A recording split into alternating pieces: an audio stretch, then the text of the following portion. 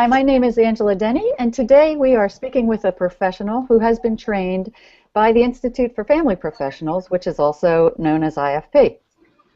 So today our hangout is brought to you, as usual, by Lakeside Educational Network, and we provide ongoing training to family professionals who serve children and family systems in the greater Philadelphia region. Our hangout today is co-sponsored by Lakeside and the United Way of Greater Philadelphia and Southern New Jersey. So today we are speaking with Sherry. How are you, Sherry? I'm just fine, Angela. How are you? I am great. Thanks for being with us today. My pleasure. So Sherry, can you just tell us who you work for and who are your clientele in your service? I work for the School District of Philadelphia, particularly Feltonville Intermediate School. I'm the positive behavior coordinator. My job is to create school-wide programs to encourage children to make the right choices. I also have to go to the other side of that and provide the consequences when they don't. Provide support for the teachers, for the children who are having more difficulty, help them with interventions. Overall, just do everything I can to put children on the right track. Okay, so you have your hands full, it sounds like. Sometimes. We have a lot of trauma-impacted children. We're a Title I school, 100% Title I school. We're probably about 60-40 Latino and African American. So we have a lot of children who've had some rough starts. Yeah. So we're trying our best to support them and pull them out of the muck they're in and hopefully give them the best shot they can at having a decent life. Thank God for people like you, Sherry. That's fabulous. So in thinking back over your IFP training, can you tell us and speak to something that stuck out for you, maybe a concept or a principle or a skill that you use with your students? Sure. I think we've focused real strongly on the idea that, number one, trauma is sensory, not cognitive, and that trauma-impacted children really need to kind of almost reclaim their sense of safety and empowerment. And so we've taken those things and worked really specifically in our school so that our children who are having the most difficulty, we meet with them and we have key people in the building and key places in the building and key rooms in the building where these children know when they're feeling threatened, when they're feeling out of control, these are the places they go. These are the people who they can trust. These are the people who they know will be there. And these are the people who will come with the right approach, who will give them the space they need or do whatever. So that's the first piece of it. Because we do have a lot of children who just lose it and they just walk out of the classroom, and for a while they had nowhere to go and we were disciplining them. Now we have, with the help of the classes that we're taking, a better understanding, better approaches, and so we're a kinder, gentler, more understanding, and I think more effective with these children. Yeah. The other thing we try to do, we know with the issue of safety, one of the main things that they need to do once they get to this safe place is to be able to relax, to move from that midbrain into that frontal cortex. And one of the key things with that is just breathing, just taking time to breathe and relax. And so in all these places in our school, these key places with these key people, and in several classrooms, we've created this little box of strategies. And we've taught all of the children, as the need arises, what to do and what's going to be there. We have these little cards. This is 8 relaxation techniques. We go through the children, we teach them all the techniques. We have what we call a sparkle bottle. This is just an empty water bottle with glitter. And the children, once they learn the techniques, they'll take the sparkle bottle and they'll just watch the sparkles fall to the bottom. And as they're doing it, someone will gently say, make sure you're breathing, make sure you're breathing.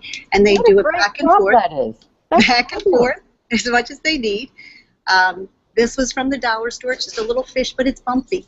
And knowing that it's sensory, knowing that will help. And sometimes you'll see they'll just come up and they'll just be rubbing it.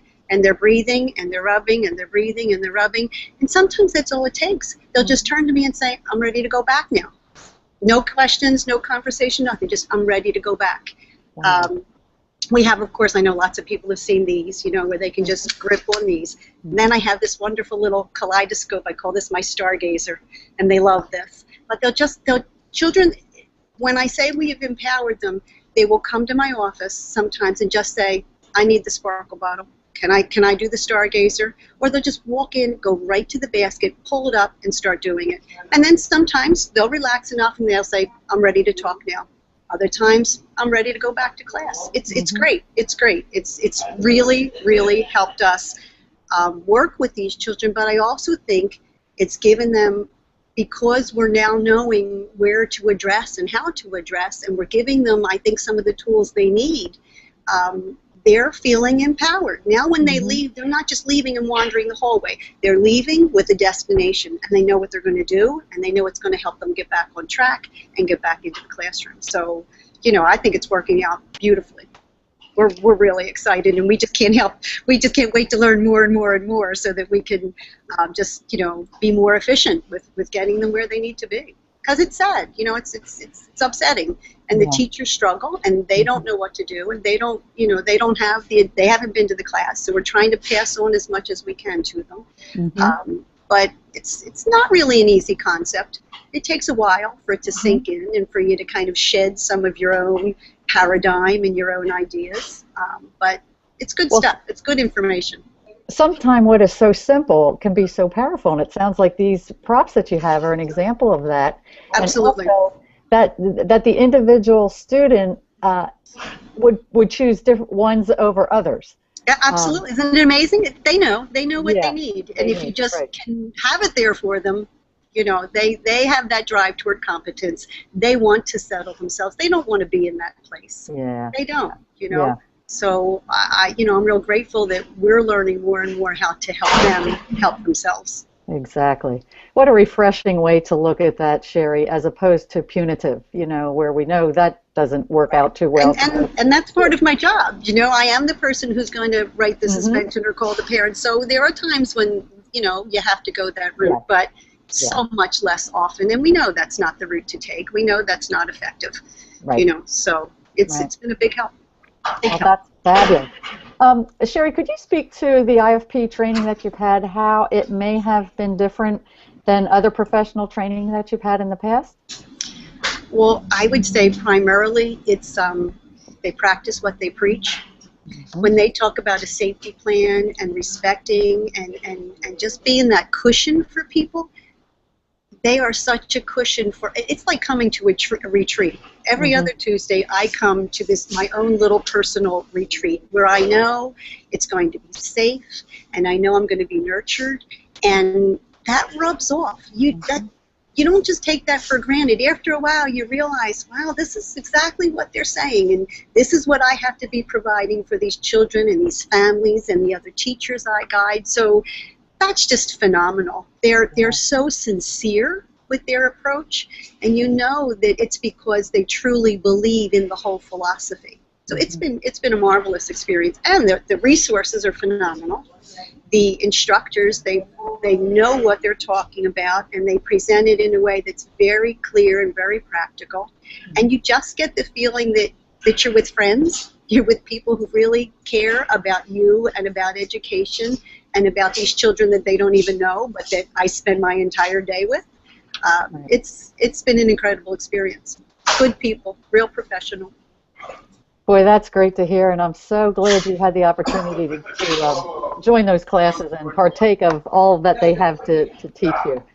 So, Sherry, thank you so much for joining us today. I loved your props. They were fabulous. It really helped it sink in better for me, too, just looking at those things and understanding what you deal with on a daily basis. So thank you very much for your time today. You're very welcome. It's good to meet you. Thanks, you too. For more information regarding IFP, you can visit us at ifpros.net and like us on our Facebook page at the Institute for Family Professionals. Thanks so much for joining us today. I'm Angela Denny signing off, and we'll see you again.